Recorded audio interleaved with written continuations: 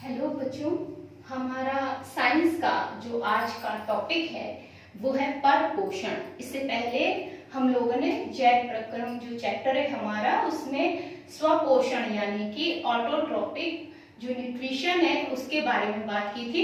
आज हम बात करेंगे परपोषण यानी हेटेरोट्रॉपिक न्यूट्रिशन क्या है, परपोषण क्या होता है। इसके लिए पहले हम ये समझ लेते हैं कि हमारा पोषण कितने प्रकार का होता है। हालांकि मैं थोड़ा सा आपको ये पहले भी बता चुकी हूँ, फिर भी मैं एक बार आपको इसका पूरा चार्ट क्लियर किए देती हूँ, क्योंकि जो हमारा परपोषण है वो कई प्रकार का होता है।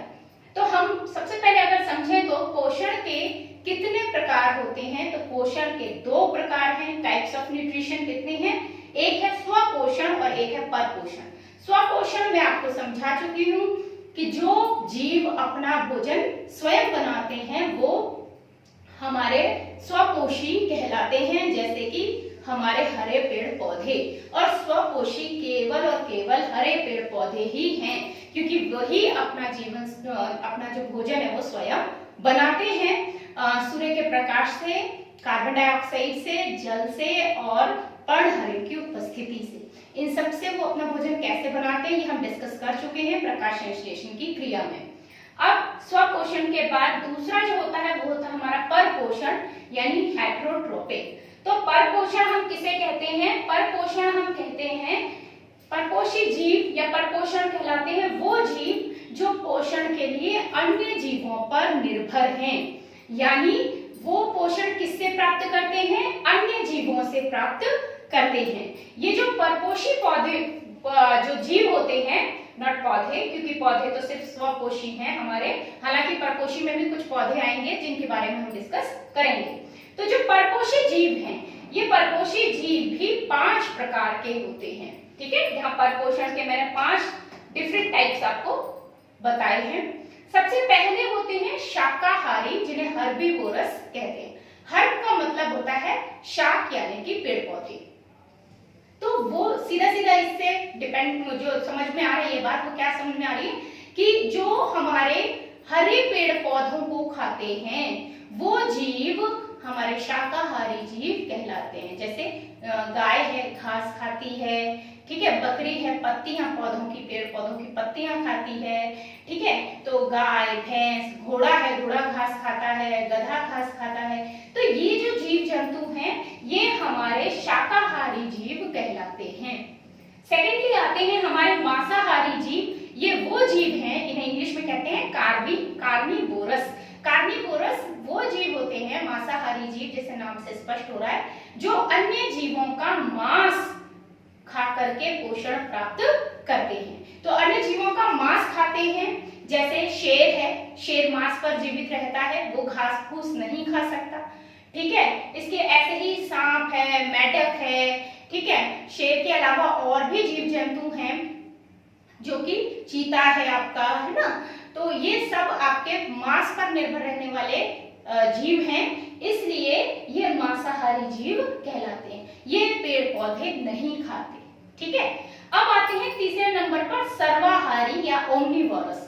ओमनिवोरस या सर्वाहारी का मतलब सर्व माने सब कुछ। तो जो सब कुछ खा सकते हैं, सब चीजों से अपना पोषण प्राप्त करते हैं, मतलब वो शाकाहारी, जो शाकाहारियों की तरह पेड़ पौधों को भी खाएंगे और मांसाहारियों की तरह से वो मांस भी खाते हैं, तो उन्हें हम सर्वाहारी कहते हैं। जैसे एग्जाम्पल है मनुष्य आप जानते हैं कि वो पेड़ पौधों से भी जो मिलने वाले पदार्थ है वो भी खाता है, और वो जो मांस है अन्य जीवों का, जैसे मुर्गी है, बकरी है ना, इनके मांस से भी, मछली है, इनसे भी भोजन प्राप्त करता है, अन्य जीवों से भी भोजन प्राप्त करता है। तो मनुष्य सर्वाहारी है। इसी तरह कुत्ता है आपका, ठीक है, पक्षी हैं, दाने भी चुगते हैं, गेहूं का दाना है, चावल का दाना है, बाजरे हैं, ये सब चुगते हैं, दाने भी चुगते हैं, साथ में कीड़े मकोड़ों को भी खाते हैं। तो ये हमारे सर्वाहारी कहलाएंगे, क्योंकि ये दोनों प्रकार का भोजन प्राप्त करके उससे पोषण लेते हैं। अब नेक्स्ट आता है हमारा मृतोपजीवी। मृतोपजीवी कौन होते हैं, ठीक है। सैप्रोफाइट्स वो होते हैं जो मृत जीवों से या सड़ी गले कार्बनिक जो पदार्थ होते हैं उनसे अपना पोषण प्राप्त करते हैं, उनसे अपना भोजन प्राप्त करते हैं। अक्सर आप देखते हो कि अगर आप रोटी आपने जो बनाई है, जो आपने अपना भोजन बनाया है, अगर आप उसे ऐसे ही छोड़ देते हैं, ठीक है, तो धीरे धीरे उसके ऊपर एक लेयर जम जाती है रुई जैसी, जिसको आप फफूंद कहते हैं। आप कहते हो भोजन सड़ गया, ठीक है, रोटी सड़ गई, उसके ऊपर एक फफूंद जैसा जम जाता है। तो वो जो फफूंद होता है, मैं आपको इसमें बता देती हूँ, इस तरीके की इसकी आकृति होती है। अगर आप लोग देखें,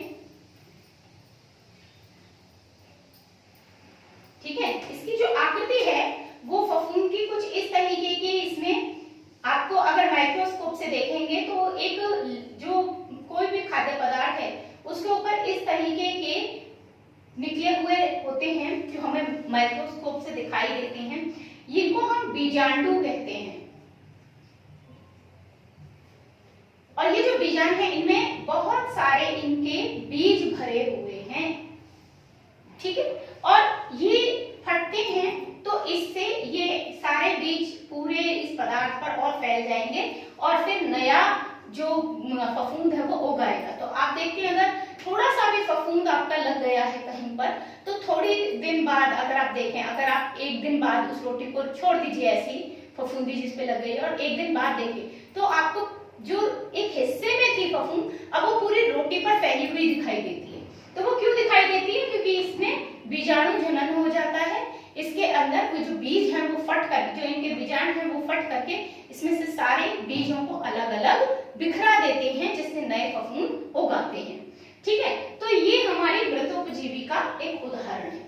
इसी तरीके से कवक एक उदाहरण और है, मैं इसको भी आपके सामने रखूंगी। कवक क्या होते हैं कि आपने देखा होगा, जो हमारी लकड़ी होती है जब वो सड़ गल जाती है, आपकी लकड़ी किसी काम की नहीं है, कोई फ्रेम है तस्वीर का या कोई भी लकड़ी का ऐसा ही टुकड़ा है, और आपने एज इट इज उसको ऐसे ही छत पर डाल दिया, कबाड़ में डाल दिया, तो उसको धूप, गर्मी, बरसात सब उसके ऊपर पड़ रहा है, तो धीरे धीरे वो खराब होने लगती है, सड़ने लगती है। तो उसके ऊपर अक्सर इस तरीके के छतरी नुमा, आपने देखा होगा, ऐसे छतरी नुमा उगाते हैं फफूंद की तरीके से, इसको कवक कहते हैं, ठीक है। मशरूम जनरली इसको बच्चे समझते हैं। तो ये छोटे छोटे सौगाटे जो मशरूम है हमारा, है ना, ये इनकी खेती भी की जाती है। कुछ अच्छी किस्म के होते हैं जिनको सब्जी के तौर पर खाया जाता है, क्योंकि ये बहुत ज्यादा मिनरल्स और विटामिन के सोर्स होते हैं, लेकिन हर मशरूम खाने योग्य नहीं होता। तो सड़े गले चीजों से ये अपना पोषण प्राप्त करते हैं। इनकी जो खेती होती है वो भी सीधे तौर पर मिट्टी में बीज को दबाकर इस तरीके से नहीं होती, इनकी खेती भी इस तरह अलग ढंग से होती है, ठीक है। उन्हें बंद कमरों में और कंपोस्ट खाद में बीजों को रख करके किया जाता है, उनको उगाया जाता है ना। तो वो सड़े गले पदार्थों से, जो कंपोस्ट खाद में सड़े गले पदार्थ मिक्स्ड है, उनसे ही अपना पोषण प्राप्त करते हैं। तो इस तरीके के जो हमारे जीव हैं उनको हम मृतोपजीवी या सैप्रोफाइट्स कहते हैं, ठीक है। तो ये जो हमारे सैप्रोफाइट्स हैं, मृतोपजीवी हैं, ये मृत चीजों से अपना भोजन प्राप्त करते हैं, ठीक है। तो अगर हम गिद्ध की बात करें तो गिद्ध भी कुछ हद तक हमारा मृतोपजीवी होता है, क्योंकि वो मृत जीवों को खाकर ही अपना भोजन प्राप्त करता है। बट आप उसे मांसाहारी की कैटेगरी में भी रख सकते हैं, क्योंकि वो मांस से ही अपना भोजन प्राप्त करता है। अब इसके बाद में परजीवी। परजीवी कौन होते हैं? पैरासाइट या परजीवी, जैसे नाम से स्पष्ट है, परजीवी जो दूसरों से अपना भोजन। अब आप कहेंगे दूसरों से अपना भोजन, तो ये तो हमने परपोषी और परजीवी, क्या डिफरेंस रहा फिर परपोषी में? परपोषी अपना पोषण स्वयं करते हैं, लेकिन वो भोजन प्राप्त दूसरे जीवों से करते हैं, ठीक है। और जो परजीवी हैं वो पूरी तरह से वो पोषण भी अपना खुद नहीं करेंगे, वो पोषण के जो न्यूट्रिएंट्स हैं, जो भी हमारे न्यूट्रिशन है हमारा, वो सारा वो किसी अन्य जीव से प्राप्त करते हैं। फॉर एग्जाम्पल है अमर बेल। आपने देखा होगा अक्सर पेड़ों के ऊपर, जो पेड़ होते हैं, पेड़ों के ऊपर एक बेल जो है वो इस तरीके से चढ़ती चली जाती है। येलो कलर की एक बेल होती है, पीले से रंग की, उसके अंदर एक भी पत्ती नहीं होती, और जिस पेड़ पर वो चढ़ती है, जिस पेड़ के ऊपर वो इस तरीके से अपना घर बनाती है, उस पेड़ को ही वो सुखा देती है। वास्तव में क्या होता है, एक अमर बेल के अंदर चूषक होते हैं, इस तरीके से उसमें चूषक लगे हुए होते हैं, जो ऐसे आपका हुक जैसी रचनाएं होती हैं।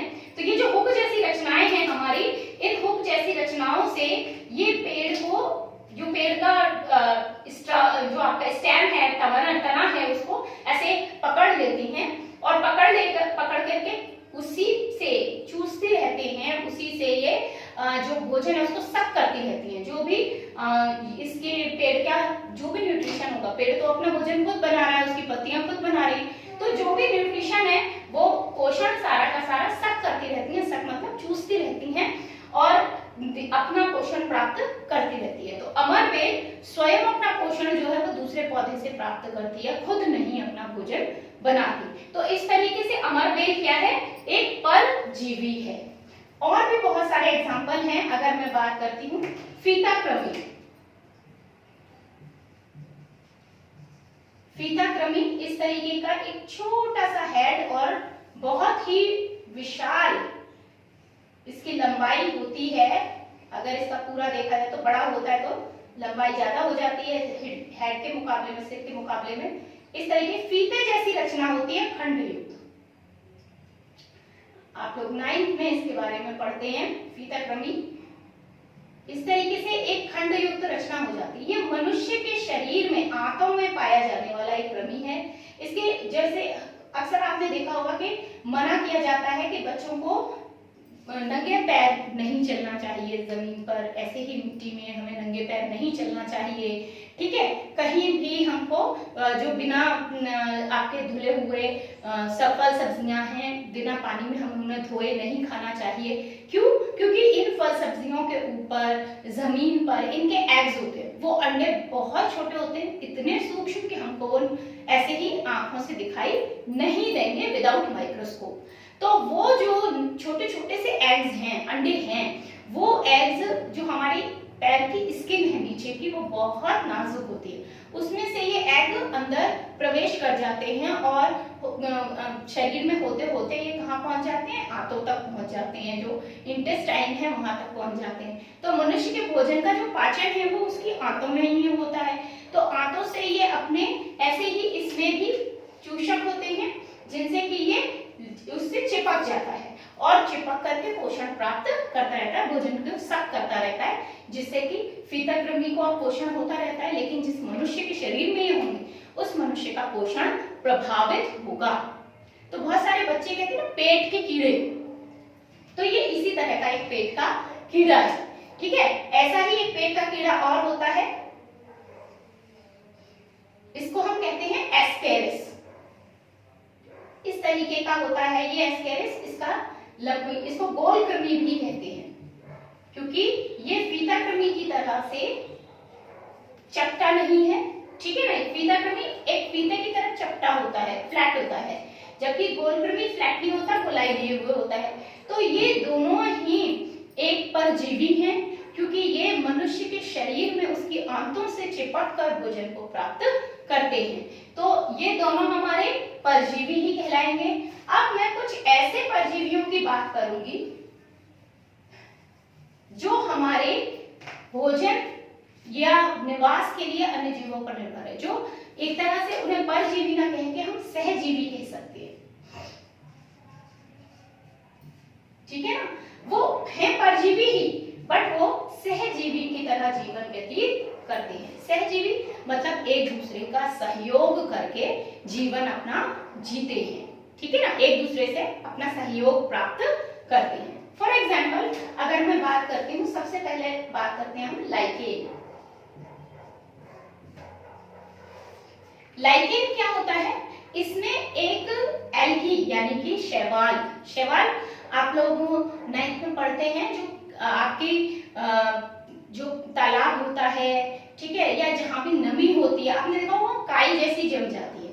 तो वो जो काई है वो वास्तव में एक विशेष प्रकार के शैवाल होते हैं, नीले हरे रंग के वो शैवाल होते हैं और बहुत ज्यादा संख्या में होने की वजह से वो गहरे हरे रंग की एक काई के रूप में दिखाई देते हैं। इनका जो श्लेष्म है, ये अपने शरीर से चिपचिपा सा बहुत फिसलने वाला पदार्थ निकालते हैं, जिसकी वजह से काई बहुत फिसलन वाली होती है, ठीक है। तो लाइकेन में क्या होता है, एक जो हमारा फफूंद है, ठीक, फंजाई है, ठीक है, एक फंजाई और एक हमारा एल्गी, एल्गी यानी कि शैवाल। ये दोनों मिलकर रहते हैं, ठीक है, ये दोनों मिलकर के अपना करते हैं। फंजाई आप जानते हैं ये अपना भोजन खुद नहीं बना सकती, ठीक है, क्योंकि ये मृतोपजीवी है। और एल्गी शैवाल जो है ये नीले हरे रंग के होते हैं, ये अपना भोजन स्वयं बनाते हैं, ठीक है, लेकिन इन्हें रहने के लिए घर चाहिए। शैवाल ऐसे ही हवा में नहीं घूम सकता, उसको नमी युक्त एक जगह चाहिए जिसके ऊपर वो रहे। तो शैवाल को रहने के लिए फंजाई अपनी जगह देती है, अपने ऊपर उनको जमने देती है। तो आपने देखा होगा कि जब रोटी पर फफूंद लगती है तो व्हाइट कलर की सी एक लेयरिंग, उसके ऊपर एक ग्रीन, अगर आप थोड़े दिन बाद उसको देखेंगे तो ग्रीन, एक ब्लैक ग्रीन से कलर की, हरे काले से नीले से रंग की एक लेयरिंग और आती जाती है। उसका रंग जो है वो फंजाई का, जो हमारे फफूंद है उसका रंग थोड़ा चेंज होता है, ठीक है ना, हरे भूरे रंग का, सा काले से रंग का कुछ एक लेयरिंग उसके ऊपर आ जाता है। तो वो वास्तव में क्या होता है, वो शैवाल की लेयरिंग होती है। वो फफूंद रोटी से अपना भोजन प्राप्त कर रही है और फिर उस पर एल्गी जो शैवाल है वो अपना रहने का स्थान बना लेता है, उसके ऊपर रहने लगता है, ठीक है। तो फंजाई उससे भोजन प्राप्त करती है और साथ में उसे रहने को स्थान देती है। तो ये दोनों एक दूसरे की हेल्प करते हैं। तो ये एक तरह से सहजीवी है परजीवी, क्योंकि ये फंजाई इसी शैवाल पर निर्भर कर रही है भोजन के लिए, पोषण के लिए, और शैवाल रहने के लिए, निवास के लिए इस फंजाई पर निर्भर कर रहा है। तो ये दोनों एक दूसरे के लिए सहजीवी की तरह काम करते हैं। दूसरा मैं सेकंड एग्जांपल आप लोगों को देती हूँ। जो हमारे दलहनी फसलें हैं, तिल जैसे दालें हैं हमारी जितनी भी, या कह लीजिए तिलहनी फसलें हैं, जो हम जिनमें बीज होते हैं, जैसे जितनी भी दालें हैं, मटर है, चना है, ठीक है, तो वो सब में जो जड़ें होती हैं इन ऐसे पौधों की, उन जड़ों में कुछ विशेष प्रकार की इस तरह की गांठें पाई जाती हैं। इस तरीके की उनमें गांठें पाई जाती हैं, जड़ें हैं, और वो भोजन बनाने का, वो पानी का काम करती है, भोजन नहीं बनाती है, बट लेकिन ये इस तरह की उसमें गांठें होती हैं, ठीक है। किन में होती हैं? मटर, चना, दालें, है ना। तो जितने भी ऐसे दलहनी फसलें जिनको हम कहते हैं, तो वो दलहनी फसलें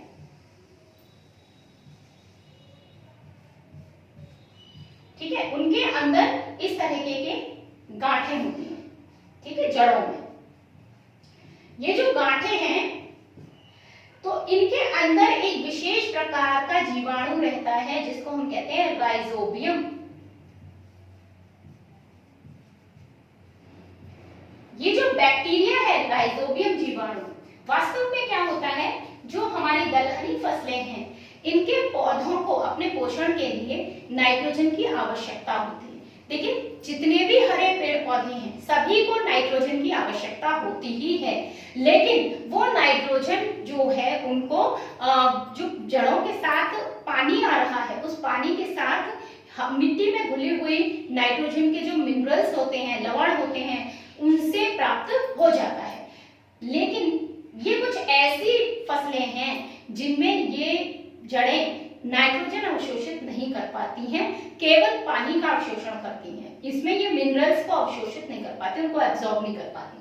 तो ऐसी दलहनी फसलों में गांठें होती हैं, उन गांठों में राइजोबियम नाम का एक बैक्टीरिया रहता है, जीवाणु रहता है। तो फसलों ने क्या किया, अपनी जड़ों में उन्हें रहने के लिए जगह दी, निवास दिया, स्थान दिया, ठीक है। और ये जीवाणु बदले में क्या करता है, एटमॉस्फेयर की जो वायुमंडल की नाइट्रोजन है उस नाइट्रोजन को ये एब्जॉर्ब करता है, अवशोषित करता है और पौधों को देता है, जिससे वो अपना पोषण प्राप्त कर सके और अपना न्यूट्रिशन उनको मिल सके। तो इस तरीके से राइजोबियम जीवाणु उनकी मदद करता है और बदले में ये उन्हें रहने के लिए घर देते हैं, निवास देते हैं। तो ये भी एक तरह से सहजीवी है परजीवी। जीवाणु अपने भोजन के लिए किस पे निर्भर है, इन्हीं पौधों पर। इस जीवाणु को भोजन भी हमारी दलहनी फसलों के जो पौधे हैं उनसे प्राप्त होगा, रहने के लिए घर भी प्राप्त होगा। बदले में राइजोबियम क्या करता है, राइजोबियम जो वायुमंडल की नाइट्रोजन है, एटमॉस्फेयर की नाइट्रोजन है, वो इनको देता है। इसी तरीके से अगर हम और बात करते हैं, ठीक है, तो हम एक और उसका बात करते हैं, परजीवी की बात करते हैं, जैसे हमारे कीटभक्षी पौधे, कीटभक्षी पौधे जो होते हैं हमारे, ये भी एक प्रकार के परजीवी होते हैं। आपने देखा होगा कि एक उसका नाम है पिचर प्लांट, ठीक है। उसका जो मुंह होता है वो एक, देख ये पिचर प्लांट बनाया मैंने, ऐसा नहीं है पिचर प्लांट में पत्तियां होती हैं, देखिए मैंने यहाँ पत्ती भी दिखाई है। तो पिचर प्लांट में ऐसा नहीं है कि पत्ती नहीं होती, पत्ती होती है, हरी ही होती है। पौधा अपने भोजन को खुद बनाता है हरी पत्ती होने की वजह से, लेकिन इसमें पढ़ाई है, बट ये भी नाइट्रोजन, इसकी जड़ें भी नाइट्रोजन अवशोषित नहीं कर सकती हैं। तो ये क्या करते हैं, इनके अंदर इस तरह की रचना होती है, एक पिचर, एक घड़े जैसी रचना होती है, और उसके अंदर क्या होता है, अंदर जो है वो ऐसे करके बाल से निकले रहते हैं इसमें, ठीक है, ऐसे हेयर्स निकले रहते हैं, और एक चिपचिपा सा पदार्थ होता है जिसे हम श्लेष्म कहते हैं, ठीक है, श्लेष्म। और जब कोई भी कीड़ा है आपका, वो इसमें आया और यहाँ पर बैठा, तो वो इसके ऊपर चिपक जाएगा, और जैसे ही वो चिपक जाएगा ये ढक्कन उस पर बंद हो जाएगा, और ढक्कन जैसे ही बंद हो जाएगा तो ये कीड़ा इसके अंदर अवशोषित हो जाएगा, और कीड़े के अवशोषित होते ही हमारा जो नाइट्रोजन है वो इस पौधे को प्राप्त हो जाएगी। इस तरीके से ये हमारा एक कीट पक्षी पौधा होता है जो नाइट्रोजन के लिए कीटों का भक्षण करता है। हालांकि ये अपना पोषण स्वयं, अपना भोजन खुद बना करके करता है, पर नाइट्रोजन से जो पोषण इसको प्राप्त करना है उसके लिए ये कीटों का भक्षण करता है। तो उसके लिए कीट जो है वो ये कीटों पर एक तरह से निर्भर है, इसलिए ये भी एक परजीवी है। तो यहाँ हो गए हमारे सभी तरह के परजीवियों के बारे में, और हमारे सारे जितने भी परपोषी जीव हो सकते हैं उनके बारे में। अब हम अपने अगले वीडियो में, नेक्स्ट वीडियो में हम प्रारंभ करेंगे हमारे जो सबसे बड़ा परपोषी जीव है मनुष्य, उसमें किस तरीके से पोषण होता है, कौन कौन सी प्रक्रियाएं उसके अंदर होती हैं, एक्टिविटीज होती हैं जीवन को चलाए रखने के लिए, श्वसन कैसे होता है, ठीक है, पाचन कैसे होता है भोजन का, रेस्पिरेशन कैसे होता है, रक्त परिसंचरण जो है हमारा जो ब्लड कण वो कैसे होता है, ठीक है। तो कहने का मतलब ये सारी चीजें हम लोग अपने नेक्स्ट वीडियोस में डिस्कस करेंगे। आज के लिए इतना ही, थैंक यू।